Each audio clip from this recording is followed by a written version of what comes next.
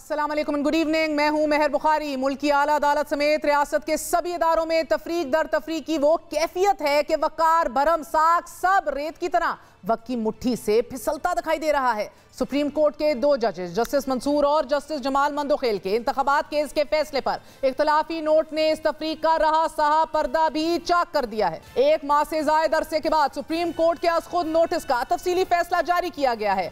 27 सफ़ात पर मुश्तमिल इस तफसीली फैसले में जस्टिस मंसूर अली शाह और जस्टिस जमाल मंदोखेल ने लिखा है कि आज खुद नोटिस 4 जजेस ने मुस्तरद किया। ऑर्डर ऑफ कोर्ट 4-3 का फैसला है, जबकि chief justice supreme court Umar Ata Bandial ने 3-2 का कहकर फैसला पढ़कर सुनाया था।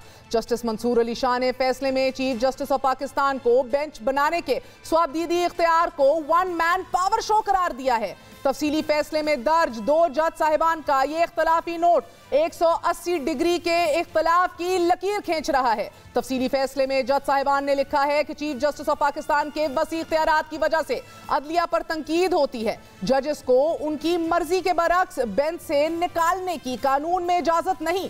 इख्तलाफी नोट में कहा गया है कि सही वक्त है एक शख्स के वसी इख्तियारात पर नजरसानी की जाए। चीफ जस्टिस के इख्तियार को रेगुलेट करने की जरूरत है। पूरी अदालत को सिर्फ एक शख्स पर नहीं छोड़ा जा सकता। जजेस को उनकी मर्जी के बरक्स बेंच से निकालने की कानून में इजाजत नहीं। अदालत का दायरा इख्तियार आइन तय करता है, ना कि जजेस की ख्वाहिश और आसानी तय करे। इख्तलाफी नोट में मजीद कहा गया है कि अदालती दायरा इख्तियार केस की नौयत तय करती है, ना कि उससे जुड़े मुफादात जजेस की ख्वाहिश पर गालिब आए, और अगर ऐसा हो तो सुप्रीम कोर्ट सरमाजी अदालत बन जाती है। अदालत सियासी इदारा बने तो अवाम की नजर में उसकी साख खत्म हो जाती है। यकीनी बनाना होगा कि सुप्रीम कोर्ट के फैसलों से पार्लियामान का इख्तियार महदूद ना हो। हाई कोर्ट्स में केस जेर इल्तवा होने के बावजूद सुओ मोटो लिया गया। ये बेहतरीन वक्त है कि चीफ जस्टिस ऑफ पाकिस्तान की वन मैन शो से लुत्फ उठाने के इख्तियारात का दोबारा जायजा लिया जाए। चीफ जस्टिस ऑफ पाकिस्तान के फैसले करने के अकेले इख्तियारात पर इन्हिसार नहीं किया जा सकता। चीफ जस्टिस ऑफ पाकिस्तान के इख्तियारात फुल कोर्ट के बनाए गए कवानीन के तहत होने चाहिए। फैसले में नाज़रीन ये कहा गया है कि हम 2 जजेस का फैसला जस्टिस याया अफरीदी और जस्टिस अतर मिनल्ला के फैसले का ही तसलसल है। केस में एक बार कॉज लिस्ट जारी होने के बाद बेंच तब्दील नहीं हो सकता। आईनी इदारे के मेंबरान के तौर पर हमारा हर अमल तारीख का हिस्सा बनता है और जेरे बहस आता है। जस्टिस मंसूर अली शाह और जस्टिस जमाल मंदोखेल ने अपने फैसले में लिखा है कि चीफ जस्टिस के अस खुद नोटिस को 7 में से 4 जजों ने मुस्तरद किया है। जस्टिस मंसूर अली शाह के तहरीर करदा फैसले में कहा गया है कि 1 मार्च का ऑर्डर ऑफ कोर्ट 4-3 का फैसला है। फैसले में कहा गया है कि फेडरलिज्म का बुनियादी असूल सूबाई खुद मुख्तारी है। हाई कोर्ट सूबाई सतह पर सबसे आला आईनी इदारा है। सूबाई मामलात में सुप्रीम कोर्ट को मुदाखलत नहीं करनी चाहिए। सुप्रीम कोर्ट को हाई कोर्ट की खुद मुख्तारी मजरून नहीं करनी चाहिए। फैसले में कहा गया है कि सियासी जमातों की शदीद तकसीम ने मुल्क में एक चार्ज सियासी माहौल कायम कर रखा है। चार्ज सियासी माहौल में सुप्रीम कोर्ट का सियासी झुंड में शामिल होना तंकीद का ही बायस बनता है।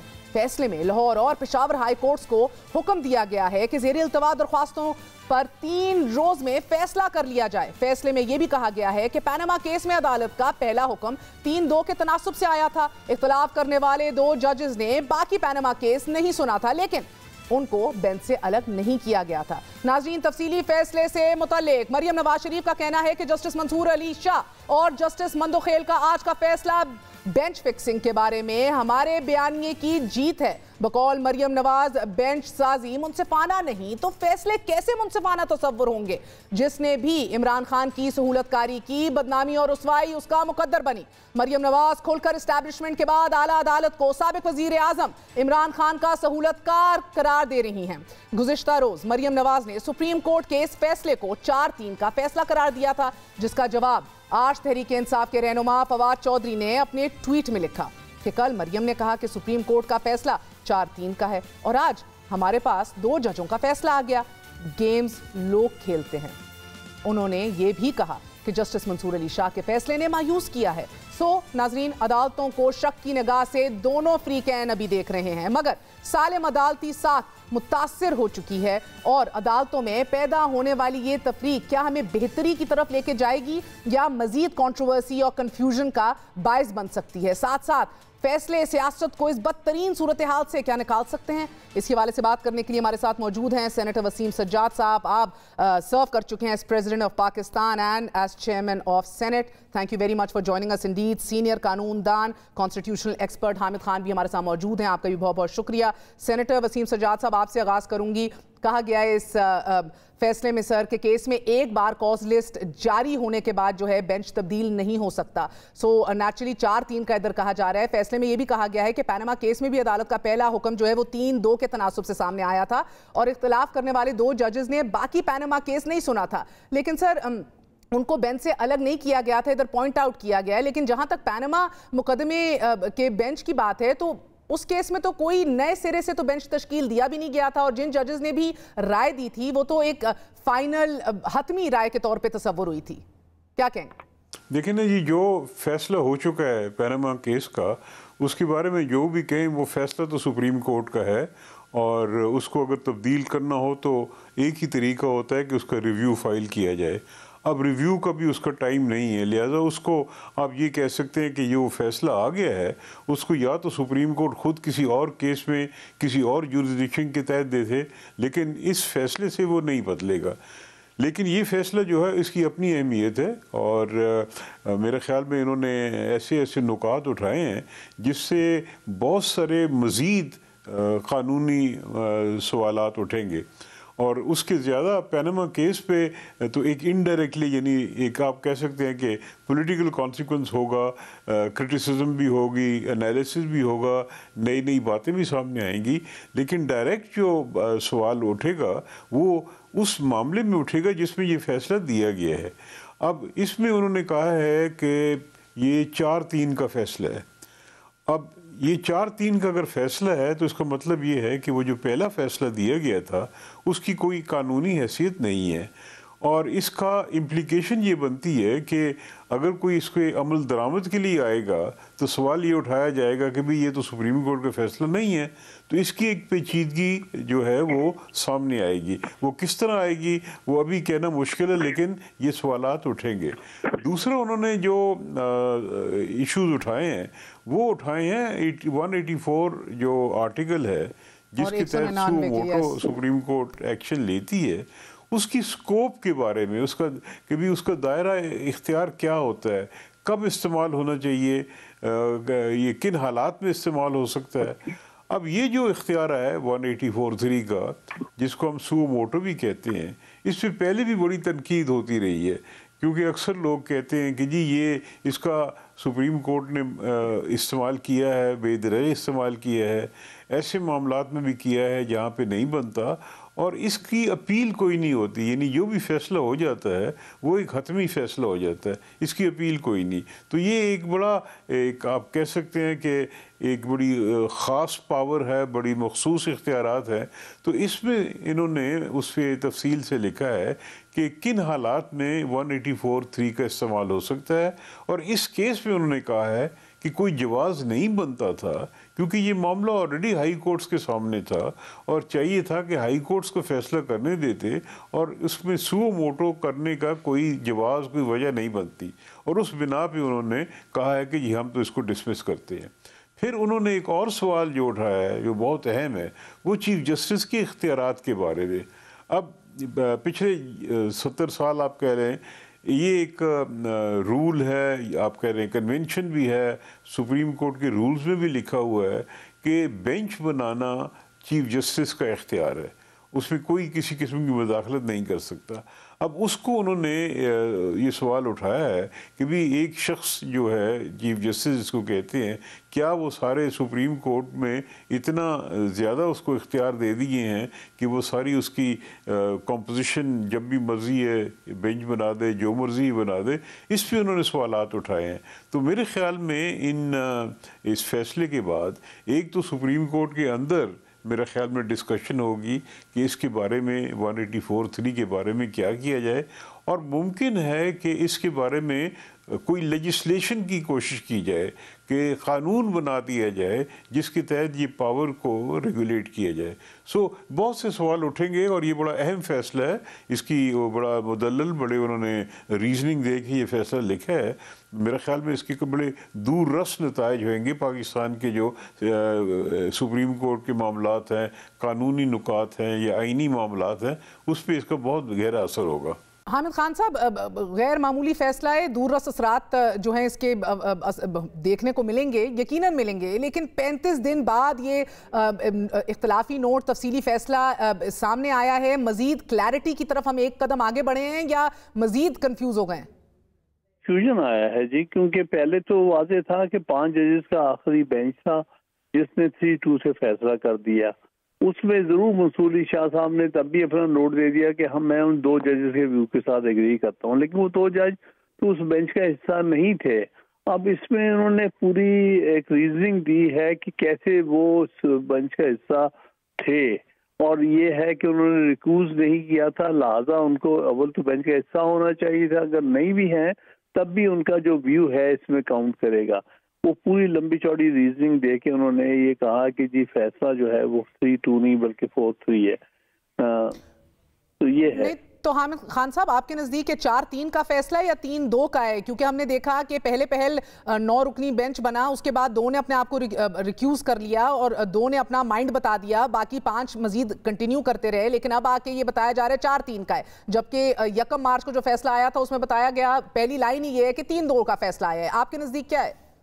دیکھیے، دیکھا جائے تو 3-2 جو ٹریڈیشنلی ہم دیکھتے ہیں، اور بینچز کے فیصلے جو فائنل بینچ ہوتا ہے جس نے سنا ہوتا ہے وہ ہی فیصلہ کرتا ہے. اس میں انہوں نے ایک مثال دی ہے وہ پاجامہ والے کیس کے بینچ کی، کہ پہلے 3-2 سے فیصلہ آیا تھا، پھر وہ جو 3 تھے انہوں نے پھر سپروائز کیا سارا معاملات جو JIT بنی، اور پھر اس کے بعد آخر میں پھر 5 ججز کا بینچ بیٹھ کے اس نے یہ فیصلہ یونیورسلی سنا دیا.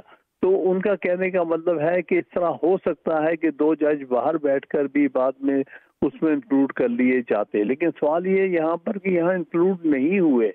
وہاں تو ایک مثال جو دے رہے ہیں منصور علی شاہ صاحب، وہ تو ایک مثال آپ کے سامنے ہے کہ آخری جو فیصلہ ہوا اس میں 5 ججز کا بینچ بیٹھا. اس پر بھی بہت سارے اعتراضات ہماری کمیونٹی میں اٹھے تھے کہ یہ ایک عجیب سی بات تھی کہ مختلف وقتوں میں 3 اور 5 جج بیٹھتے تھے، لیکن آخری جو جج جو بیٹھے تھے جنہوں نے فیصلہ سنایا تھا وہ 5 ججز تھے. یہاں پر ایسا نہیں ہوا ہے کہ اس میں 2 جج اور آ کے بیٹھ گئے ہوں اور ساتھ میں سنایا ہو فیصلہ، پھر تو یہ بات ان کی درست تھی.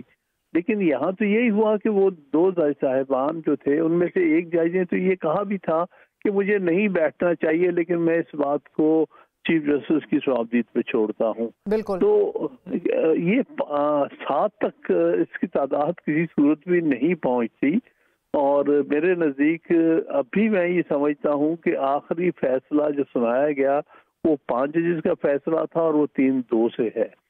اب اس جو ڈسینٹنگ نوٹ ہے اس نے یقینی طور پر کچھ ابہام پیدا کیا ہے. تو اس لیے میں سمجھتا ہوں کہ معاملہ ایک دفعہ پھر عدالت کے سامنے آ گیا ہے، تو آج ایک بینچ نے سنا بھی ہے. تو اس کے ابہام دور کرنے کا ایک راستہ تو یہی ہے کہ فل کورٹ بٹھا دی جائے، چیف جسٹس صاحب بٹھا دیں، تاکہ یہ جو بارہا طرح طرح کی کنفلکٹنگ ویوز آ رہے ہیں اس کا ایک دفعہ ایک طرف فیصلہ ہو جائے. سر، دلچسپ صورتحال ہے مگر بحرانی کیفیت پیدا ہو چکی ہے، اپنی اپنی انٹرپریٹیشنز ہیں. سینیٹر وسیم سجاد صاحب، پہلے تو یہ بتائیے گا کہ سب سے اٹھ کے جو اس بات آئی ہے وہ اختلافی نوٹ میں یہ کہا گیا ہے کہ یہ صحیح اور موزوں ترین وقت ہے کہ ایک شخص کے وسیع اختیارات جو ہیں ان پر نظر ثانی کی جائے. چیف جسٹس کے اختیار کو ریگولیٹ کرنے کی ضرورت ہے. فیصلے میں کہا گیا ہے پوری عدالت کو صرف ایک شخص پر نہیں چھوڑا جا سکتا. ادھر بات کی گئی ہے ابیوز آف پاور کی، ادھر بات کی گئی ہے اکاؤنٹیبلٹی کی، the lack of checks and balance justices की इस फैसले में रूल बेस्ड सिस्टम का जिक्र किया गया है to avoid autocratic rule. Chief justice के वसी तर इख्तियारात को डंके की चोट पर इधर एड्रेस किया गया है सर, और ये कहा गया है कि बड़ी इट्स आयरॉनिकल कि हम बात करते हैं कि स्टेट फंक्शनरीज जो हैं उनको अपनी डिस्क्रेशन जो है बड़ा देख के इस्तेमाल करनी चाहिए, लेकिन इधर हमारे यहाँ चीफ जस्टिस के पास अनफेटर्ड पावर्स हैं। सिवियर क्रिटिसिज्म, शदीद तंकीद का निशाना हमारा इदारा इसकी वजह से बनता है। और फिर कहा गया है कि एक मजबूत और ओपन और ट्रांसपेरेंट इदारा बनाने के लिए हमें एक रूल बेस्ड इदारे की तरफ बढ़ना पड़ेगा। डिस्क्रेशन जो है, स्वाबदीद जो है चीफ जस्टिस ऑफ पाकिस्तान की, उसको स्ट्रक्चर करना पड़ेगा कवानीन और रूल्स के तहत। आप खुशामदीद कहते हैं इसे? देखिए जी, ये उन्होंने इसका जिक्र किया है। उन्होंने कहा है जी कि जो डिस्क्रेशन होती है वो हमारे सामने कई दफ़ा ये सवालात आए हैं कि डिस्क्रेशन, अगर किसी अथॉरिटी को, किसी अफसर को डिस्क्रेशन दी जाए तो उसके क्या मानी होते हैं, क्या मतलब होता है। और इनके सुप्रीम कोर्ट के जो फैसले हैं उनमें सब में यही कहा गया है कि ये डिस्क्रेशन जहाँ भी होगी वो अनफेटेड नहीं होती। डिस्क्रेशन को बाकायदा स्ट्रक्चर करना पड़ता है, उसको बड़ी केयरफुली देखना पड़ता है, ऑब्जेक्टिवली उसको कंसिडर करना पड़ता है। तो इस फैसले में मंसूर अली शाह साहब ने लिखा है कि जब हम बाकी इदारों को कहते हैं कि डिस्क्रेशन को रेगुलेट किया जाए, डिस्क्रेशन को कंट्रोल किया जाए, तो फिर हम अपने पे ये असूल क्यों नहीं लागू करते। अब ये एक बड़ा अहम सवाल है, और मेरा ख्याल में, जिसने मैंने पहले ही अर्ज़ किया, कि ये ज़रूर इसके नताइज होंगे, या सुप्रीम कोर्ट के अंदर कोई रूल्स बदलेंगे, क्योंकि लगता है कि कुछ जजेस इसके चाहते हैं कि इसको तब्दील किया जाए, या लेजिस्लेशन आ सकती है, कानून साजी हो सकती है, क्योंकि जो रूल्स होते हैं सुप्रीम कोर्ट के वो कानून उस पर हावी होता है। अगर कोई कानून बन जाए, क्योंकि आइन में ये लिखा हुआ है कि अगर कानून बन जाए तो फिर रूल्स जो हैं उसके सबऑर्डिनेट होते हैं, तो हो सकता है कोई लेजिस्लेशन के ज़रिए इसको रेगुलेट किया जाए। बहरहाल ये अब सवाल जो है, एक आप समझ लें कि लीगल सर्कल्स में इस पर बहस भी होगी, इस पर दोनों साइडों पे फॉर एंड अगेंस्ट बातें भी होंगी, लेकिन कोई ना कोई नतीजा ज़रूर निकलेगा, क्योंकि बहुत सारे मैं देख रहा हूँ जजेस जो हैं वो इस नज़रिए के हामी हैं कि इस 184(3) के पावर को प्रॉपरली रेगुलेट किया जाए, स्ट्रक्चर किया जाए, और उसको एक चीफ जस्टिस के हाथ में सिर्फ ना छोड़ा जाए। तो बहरहाल ये अब मेरे ख्याल में ये डिबेट चलेगा और कुछ ना कुछ नताइज इसके सामने आएंगे। तो हामिद खान साहब, मौजू वक्त है, शायद बेहतरी की तरफ हम गामजन हो जाएं, ray of light through this, मगर खान साहब, हमने माजी में भी ये देखा है कि जस्टिस खोसा अहम आइनी मामलात पर सीनियर तरीन जजेस को हमेशा बैठाया करते थे, मगर अब सीनियर प्यूनी जज जस्टिस फायज ईसा को भी बेंच में शामिल नहीं किया जाता सर, बल्कि उन जजेस को बैठाया जाता है कि जिन पर वाज़े एतराज़ात उठ रहे हों, एंड गो के एतराज़ात की नौयत क्या है और क्यों उठ रहे हैं वो एक अलग बहस है। जी, बात सही आप कह रहे हैं। एक्चुअली इस पर जो एक और बात जो आज के डिसेंटिंग नोट मंसूर अली शाह ने किया, और मैं उसके साथ मुतफिक हूँ कि वाज़े रूल्स बनने चाहिए फॉर्मेशन ऑफ बेंचेस के। इसके बारे में हम बुकला भी अरसे से मुतालबा कर रहे हैं, और जजेस में भी कुछ लोगों का ये व्यू है, ख़ास तौर पे जस्टिस काजी फाइज ईसा ने अपने लेटर्स में भी इसकी वजाहत की है।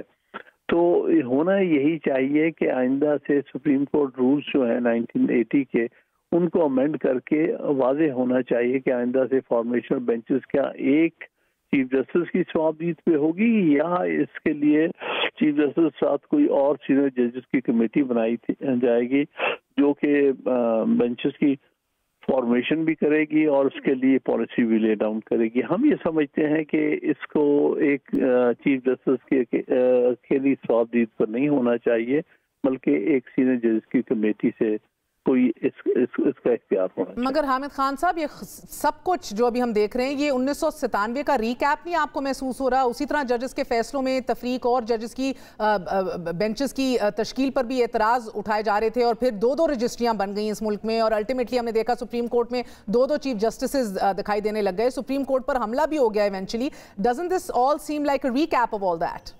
देखिए, खतरा तो हमेशा हो सकता है, क्योंकि हम उस तकलीफ से एक अमल से गुजरे हैं, और खुदा ना करे कि फिर कभी हमें उस मंजर से फिर को देखना पड़े, या फिर उस तजर्बे से गुजरना पड़े। Better sense should prevail hopefully, اور اس کا آنسر ہی میرے نزدیک یہی ہے کہ ابھی بھی چیف جسٹس صاحب کے پاس آپشن ہے کہ اس ایشو پر فل کورٹ بٹھا دیں تاکہ جو بھی فیصلہ ہونا یہ ملک کی بہتری اور مستقبل کے لیے بھی مناسب ہوگا. اور یہ ڈویژن جو آ رہی ہے اس کا بھی ایک طرف آپس میں طے ہو جائے گا, فیصلہ ہو جائے گا. سر اس پوائنٹ پہ اگر فل کورٹ بنانے کے امکانات آپ کو دکھ رہے ہیں؟ کیونکہ سر ایک موقع تو ملا تھا جب اپوزیشن نے یو این کرائے ریز کیا, احتجاج کیا, مگر پھر بھی فل کورٹ نہیں بنایا اور ہم نے دیکھا کہ وہ 5 جو ہیں وہ کنٹینیو کر گئے ججز, فل کورٹ نہیں بنا. One man show, abuse of power کا جو ادھر بار بار ذکر کی گئی ہے, اس کے اوپر آپ کا ایک سٹینڈرڈ پوزیشن رہی ہے سر. ڈو یو تھنک یہ موزوں ترین وقت ہے جس طرح اس فیصلے میں کہا گیا ہے کہ اس ایشو کو ایڈریس کر لیا جائے؟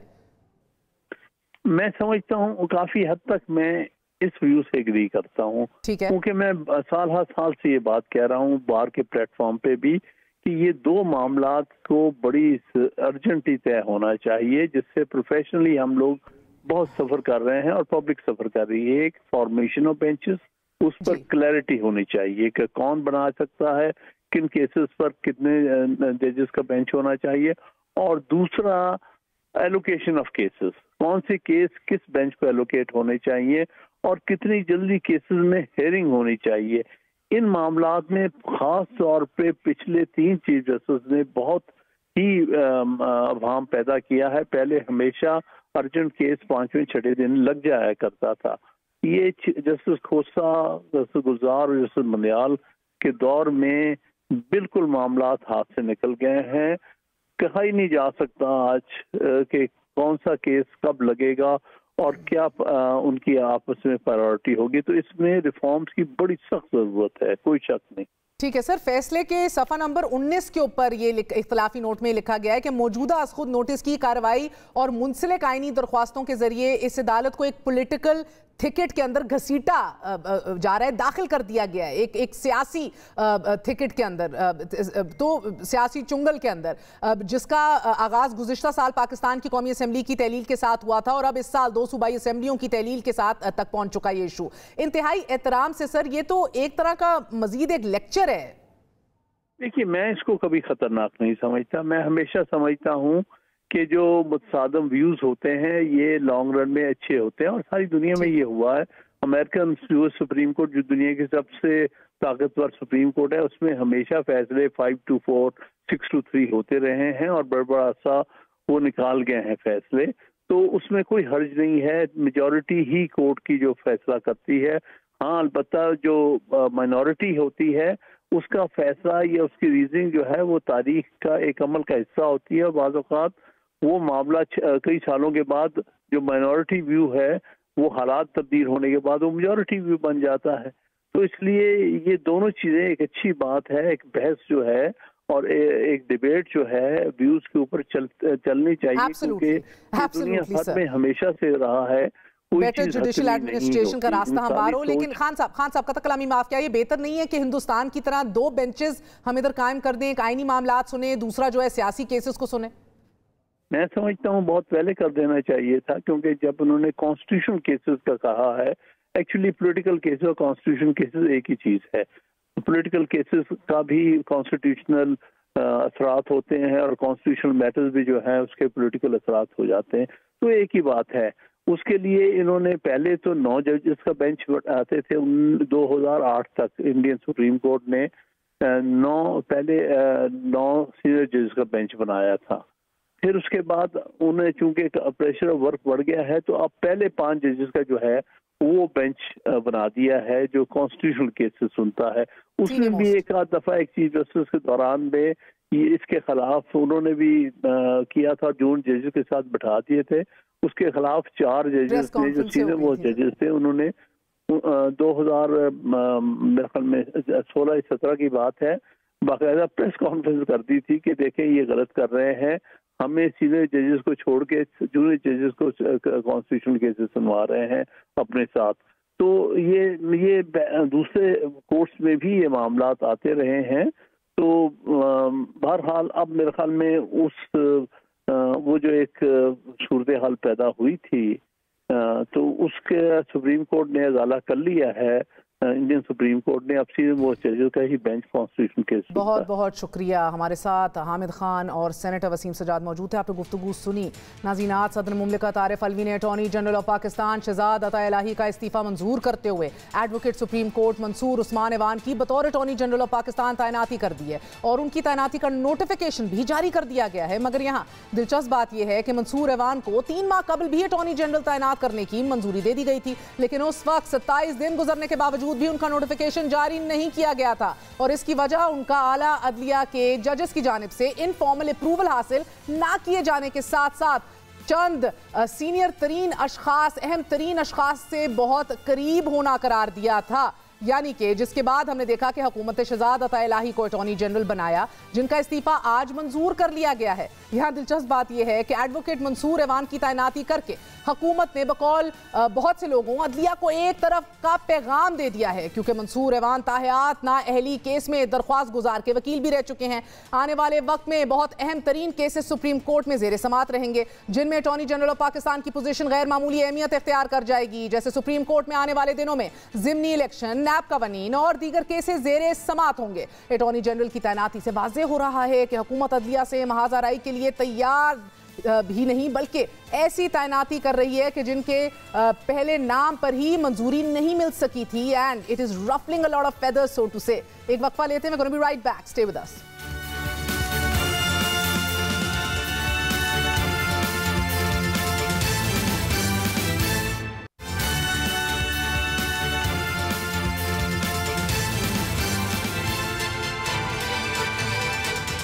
पाकिस्तान तहरीक इंसाफ आज 11 माह और 16 दिन बाद दोबारा पार्लियामान के मुश्तरका इजलास में शरीक हो गई।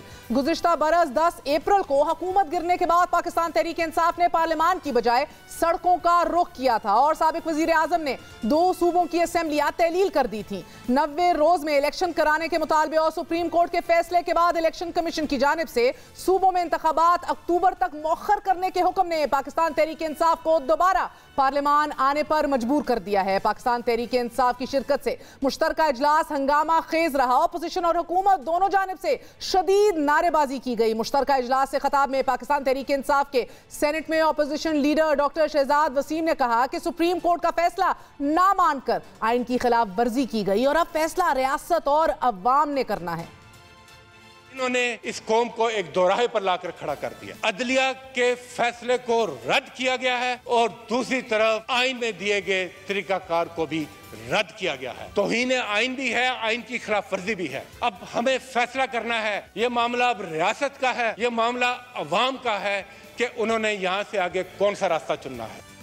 2 सूबों में इलेक्शन के मामले पर जहां सियासी इदारा पार्लियामान 2 वाज़े नजरियात में मुनकसिम हैं, वहीं दीगर इदारों में भी इख्तलाफात की लकीर बहुत वाज़े दिखनी शुरू हो गई है। सुप्रीम कोर्ट के 90 रोज में इलेक्शन कराने के हुक्म नामे के बाद इलेक्शन कमीशन की जानिब से इंतखाबात मुलतवी कर देने के इकदाम ने इदारा जाती कशमकश को बढ़ावा दे दिया है। इलेक्शन कमीशन के फैसले के खिलाफ तहरीक इंसाफ की दरख्वास्त पर आज की समात में भी चीफ जस्टिस ऑफ पाकिस्तान ने रिमार्क्स दिए कि जब तक तमाम फ्रीकैन इंतखाबात पर रज़ामंद नहीं होंगे, हवा में कोई फैसला नहीं दे सकते। सियासत की इस लड़ाई में इदारों को मुलव्विस करने की कोशिशें रंग ला चुकी हैं। इदारों को 2 वाज़े ग्रुप्स में मुनकसम करने की कोशिशें भी जारी हैं और इन्हीं काविशों में आज मरियम नवाज ने इजलास में पार्टी तर्जुमानों को हदायत जारी की हैं कि अदलिया में इमरान खान के सहूलतकारों को बेनकाब किया जाए और नवाज शरीफ के खिलाफ गैर मुनसिफाना इंतकामी फैसले और गवाहियां आवाम के सामने लाई जाएं। मरियम नवाज ने आज 2 जजेस के फैसले को भी अपनी बयानिए की जीत करार देते हुए ट्वीट किया कि 2 जजेस का आज का फैसला बेंच फिक्सिंग के बारे में हमारे बयानिए की जीत है। और इससे पहले मरियम नवाज ने ऑपोजिशन के फौरी इलेक्शन के मुतालबे को भी चीफ जस्टिस की जात से नत्थी करने की कोशिश की। ये चाहते हैं कि अक्टूबर में इलेक्शन इसलिए हों क्योंकि उसमें ये चीफ जस्टिस चले जाएंगे, दूसरे चीफ जस्टिस आ जाएंगे। जब हमजा शहबाज शरीफ की हुकूमत थी, आपने वो 25 मेंबरान तहरीक इंसाफ की झोली में डालने के लिए आपने आइन को रीराइट किया। वो बहुत बड़ा स्टिग्मा है आइन के ऊपर, कानून के ऊपर, अदल के ऊपर और अदलिया के ऊपर, और उसी से इस क्राइसिस ने जन्म लिया।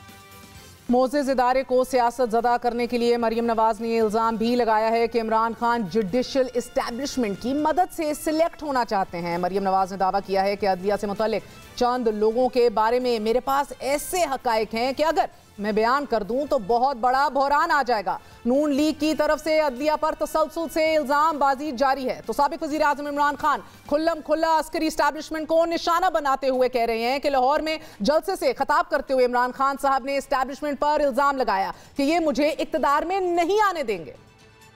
پاکستان کی اسٹیبلشمنٹ سے سوال پوچھتا ہوں کہ یہ تو واضح ہے آپ نے فیصلہ کیا ہوا ہے کہ عمران خان کے اوپر لکیر ڈالی ہوئی ہے، ہم نے جی عمران خان کو جیتنے نہیں دینا، یہ سارا ڈرامہ سب کچھ الیکشن ڈیلے، یہ سارا جو میرے گھر کے اوپر واردات لوگوں کو پکڑا جا رہا ہے، مقصد ایک ہے کہ عمران خان کو ہم نے اقتدار میں نہیں آنے دینا۔ اگر چلیں نہ آنے دیں لیکن اپنا بتائیں کیا آپ کے پاس کوئی پروگرام ہے ملک کو اس تباہی سے نکالنے کا؟ سابق وزیر اعظم چند دن پہلے یہ دعویٰ بھی کر چکے ہیں کہ اسٹیبلشمنٹ موجودہ حکومت کی پشت پناہی چھوڑ دے تو اس کا فوری خاتمہ ہو جائے گا، لیکن اب الیکشن کمیشن اور اپنے بیانیے کی کامیابی کے لیے اداروں پر الزام تراشی کی سیاست نے اداروں کی ساکھ کو داؤ پر لگا دیا ہے۔ اقتدار کے حصول کی اس جنگ میں سیاست دانوں نے اپنے ہی ادارے پارلیمان کو بھی بے وقت کر دیا ہے اور آئینی اداروں کو بھی متنازع بنا دیا ہے۔ سیاست کی یہ لڑائی اب سیدھی سیدھی دھمکیوں تک آن پہنچی ہے۔ ملک کی سیاست کو وہاں پہ لا کے کھڑا کر دیا ہے کہ اب دونوں میں سے ایک کا وجود ہی باقی رہنا ہے۔ اب پھر جب ہم سمجھیں گے کہ ہمارا وجود جو ہے وہ اس کی نفی ہو رہی ہے تو ہم تو ہر اس حد تک جائیں گے جس حد میں پھر یہ چیزوں کی تو نہیں سوچا جاتا کہ جی فلاں چیز کر دیں فلاں چیز نہ کریں، یہ جمہوری ہے، یہ غیر جمہوری ہے، یہ اصولی ہے، یہ بے اصولی ہے، یہ تو پھر چیزیں جو ہیں وہ ختم ہو جاتی ہیں۔ بات کرتے ہیں سینئر صحافی سید عمران شفقت ہمارے ساتھ موجود ہیں۔ عمران بہت بہت شکریہ ساتھ دینے کا۔ فرمائی دیجیے گا کہ اب بحرانوں میں لپٹا یہ ملک سیدھی سیدھی آپ دیکھ رہے ہیں کہ دھمکیوں تک آ گیا ہے۔ ایک سٹنگ انٹیریئر منسٹر جو ہیں وہ نہ آئین کی نہ جمہوریت کی کسی چیز کی پاسداری اور خاطر میں لانے کی کوشش بھی نہیں کر رہے، کہتے ہیں نا فیلڈ ایگنورنس۔ کوئی بھی نہیں کر رہا۔ یہ جو کھیل اس کا شروع ہے، کیا ہمارے وہ ادارے جن کا سیاست سے تعلق نہیں ہونا چاہیے کیا وہ سیاست میں ملوث نہیں ہوئے؟ کیا یہ اب کوئی ڈھکی چھپی بات رہ گئی ہے کہ جن اداروں کی غیر جانبداری جو ہے وہ جس کو کہتے ہیں کہ بغیر کسی شک و شبے کی ہونی چاہیے، ان کی غیر جانبداری کا سٹیپ بائی سٹیپ آ جاتے ہیں۔ خان صاحب نے صحیح ریڈ کیا ہے جو پرسوں مینار پاکستان سے خطاب کیا ہے کہ مجھے تو اب انہوں نے نہیں آنے دینا، میں تو خان صحیح ریڈ کیا ہے؟ نہیں، غلط ریڈ کیا ہے۔ میں تو خان صاحب کو ریڈ کر رہا ہوں کہ یہ لڑائی شروع کہاں سے ہوئی؟ کیا اداروں نے فیصلہ کیا ہوا ہے کہ خان صاحب کو نہیں آنے دینا؟ اچھا بالکل کیا ہوا ہے۔ مجھے یہ لگ رہا ہے کہ یہ بات ان کی جو شاید پہلی دفعہ بات کر رہے ہیں بالکل ٹھیک کر رہے ہیں، لیکن اس کی وجہ کیا بنی ہے؟ اس کی وجہ یہ بنی ہے کہ آپ معاملات کو اس لیول کے اوپر لے گئے ہیں کہ ایک سادہ سا ووٹ آف کانفیڈنس والا معاملہ تھا۔ آپ اسمبلی میں بیٹھے رہتے، سیاست کرتے سیدھی سیدھی جس طرح سیاست کا اصول تھا، رول آف گیمز جو ہیں تو وہ کرتے رہتے۔ اگر موقع بنتا آپ کا تو آپ کر لیتے، نہیں تو اگلے الیکشنوں میں آپ چلے جاتے۔ انہوں نے معاملات کو اس لیول کے اوپر لے گئے ہوئے ہیں جہاں سے جس کو ہم نو ریٹرن کہتے ہیں۔ اب واپسی کا جو راستہ ہے وہ عمران خان صاحب کے ہاتھ میں ہے کہ وہ اچھا تعجب کی بات نہیں ہے کہ پاور ٹاکس ٹو پاور مریم اور پی ایم ایل این کے لیے تو بہت بہترین ثابت ہوئی اسٹریٹجی، لیکن ٹف ٹاک عمران خان کریں تو ریڈ فلیگ ہو جاتے ہیں؟ نہیں، جب انہوں نے بات کی تھی تو ان کے لیے بھی مشکلات تھی، اس میں تو کوئی شک نہیں ہے، مگر پھر ریڈ فلیگ وائٹ فلیگ ہو گیا، کلیریفائی ہو گئے۔ آپ یہ دیکھیں نا کہ نواز شریف صاحب ابھی تک واپس نہیں آ سکے، کیوں نہیں آ سکے؟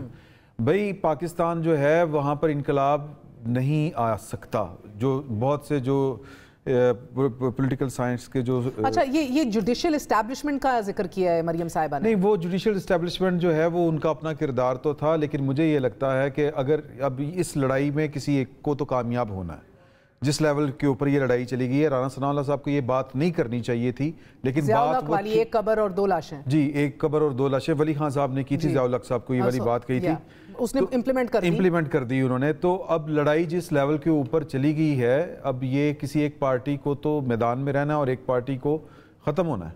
ختم سے مراد میں اس طرح سے نہیں کہہ رہا، شکست تو نہیں ہے، سیاسی شکست تو نہیں ہے۔ تو اگر عمران خان صاحب جیتے ہیں تو پھر پاکستان میں اسٹیبلشمنٹ بھی چینج ہوگی، یہ بات ذہن میں رکھیے گا۔ وہ جو روایتی اسٹیبلشمنٹ پاکستان میں چلی آ رہی تھی اس کا وجود ختم ہو جائے گا۔ اب اسٹیبلشمنٹ اگر عمران خان صاحب جیتے ہیں تو پھر یہ اسٹیبلشمنٹ نہیں، تو مجھے بات بتائیے، عمران خان صاحب اینڈ جوڈیشری، یہ بہت سارے کہہ دیجئے پروگریسو لبرل سیویلین سپریمیسی کو ماننے والے لوگوں کے لیے تو یہ خیر کی خبر ہوئی نا پھر؟ نہیں، یہ زیادہ خوفناک خبر اس لیے ہے کہ آپ کو قانون کی آڑ میں ایک اسٹیبلشمنٹ ہوگی، قانون کی آڑ میں ایک اسٹیبلشمنٹ ہوگی۔ جو کچھ ہمارے ہاں چل رہا ہے، دیکھیں کہ عمران خان صاحب جو باجوہ صاحب نے بھی بات کی، وہ انٹرویو جس سے وہ منحرف ہو چکے ہیں، لیکن جس نے وہ انٹرویو لیا ہے وہ اپنی جگہ پر قائم ہے. میں آج بھی ان سے ملا ہوں، شاہد میتلا صاحب کو. تو وہ 63A کی جو تعریف کر دی سپریم کورٹ نے، وفاق میں کچھ اور صوبے میں کچھ اور. اصل لڑائی تو وہاں سے ہے. لڑائی شروع کہاں سے ہوئی؟ یہ بھی ایک موضوع بحث بنا ہوا ہے ابھی. یہیں سے شروع ہوئی. عمران خان صاحب نے کہا کہ میں سسٹم کو یوں کر کے مفلوج کر دوں گا کہ میں 2 صوبوں کی اسمبلیاں توڑ دوں گا. جو کا آئینی حق تھا Imran Shafqat, let's be clear about that. اچھا لیکن اگین یہ لمبی پی ڈی ایم کا آئینی حق نہیں تھا، مگر مجھے یہ بھی مزہ آتا ہے پی ڈی ایم کا آئینی حق نہیں تھا کہ عمران خان صاحب کے خلاف تحریک اعتماد میں لے. اس اللیجڈ مبینہ انٹرویو کے سلیکٹیو پیسز جو پسند آ رہے ہیں ہر کوئی کوٹ کر رہا ہے، یا تو عمران خان جھوٹا اور ڈرپوک آدمی ہے جو کہا ہے، اور یا دوسری طرف جو کہا ہے کہ نہیں عمران خان صاحب کو نہیں کہا، کسی اور کو. نہیں جھوٹا عمران خان کو کہا ہے، اور شہباز شریف ہاتھ باندھ کے ڈانٹ ڈپٹ سنتا ہے اس طرح بیٹھ کے 45 منٹ. جون سی آپ کو بیانیہ اچھا لگے آپ اس کو ایڈہیر کر لیں. اکتوبر کی اہمیت کیا ہے؟ یہ اکتوبر کا ذکر بار بار، پچھلا اکتوبر تو بہت غیر معمولی امپورٹنس تھی. اس اکتوبر کی کیا ہے؟ جسٹس قاضی فائز عیسیٰ صاحب نے آنا، چیف جسٹس بن رہے ہیں. چیف جسٹس بن رہے ہیں. Does that change a lot of things for a lot of people? دیکھیں آپ پھر اپنی اپنی وہ جو ہے نا مرضیاں نہیں کر سکیں گے. ابھی جو عمران خان صاحب کو اگر کسی ٹھنڈی کی ہوا کا جھونکا آ رہا ہے، مسلسل آ رہا ہے، وہ ایک ہی جگہ سے آ رہا ہے. ایک سیکنڈ، قطع کلامی معاف، مگر ٹھنڈی ہوا کا جھونکا پھر کہیں اور محسوس ہو تو سر پھر یہی بیانیہ لگے گا جس کو فیصلہ جس کے حق میں نہیں آتا وہ ایک آنسلاٹ شروع کر دیتا ہے کریڈیبلٹی آف جوڈیشری کی. اچھا یہ گڈ ججز بیڈ ججز، good generals bed generals, good establishment bed establishment, good صحافی بیڈ صحافی، نو صحافی یس صحافی. نہیں، آپ پڑھے لکھے آدمی ہیں، آپ تو اس بات سے نکلیں ذرا. میں تھوڑا سا اسی بات پہ آتا ہوں کہ حدیبیہ پیپر ملز کا کیس کس نے ختم کیا تھا؟ پہلے تو نہیں حدیبیہ پیپر، میں ویسے ہی آپ کو بتا رہی ہوں sir for the sake of discussion نا. جی بڑا آپ کہہ رہے ہیں کہ ایک تو چیف جسٹس بدلے گا تو یہ سختی آ سکتی ہے خان صاحب کے لیے. نہیں یہ ضروری نہیں، یہ بھی بات یاد رکھیے گا. ضروری نہیں ہے. آپ یہ جو لوگ بیٹھ کے تسلی کر کے بیٹھے ہوئے نا کہ قاضی آئے گا تو لگ پتہ جائے گا، قاضی صاحب آئیں گے تو پتہ نہیں وہ کیا ہوگا، کیونکہ ان کی جو عمومی شہرت ہے وہ یہی ہے کہ وہ اپرائٹ مین، ٹھیک ہے.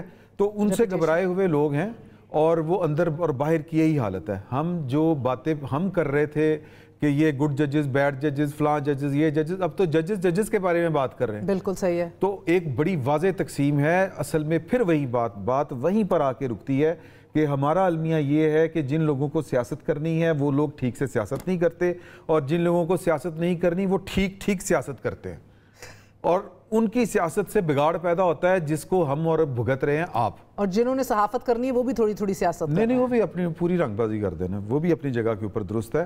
تو آوے کا آوا بگڑا ہوا ہے. اور جو بہتری اگر کہیں پہ آنی ہے تو اکتوبر میں آپ کو الیکشن ہوتے دکھائی دے رہے ہیں؟ اکتوبر میں آنیسٹلی نہیں. بہت بہت شکریہ سید عمران شفقت، سینئر صحافی ہمارے ساتھ موجود تھے. آپ نے گفتگو سنی. آج کے لیے اتنا ہی.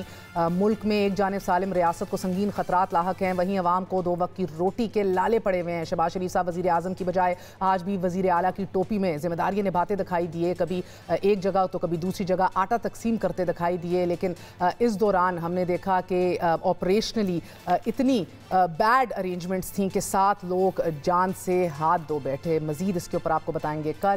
I'll see you all tomorrow. Good night. Allah Hafiz.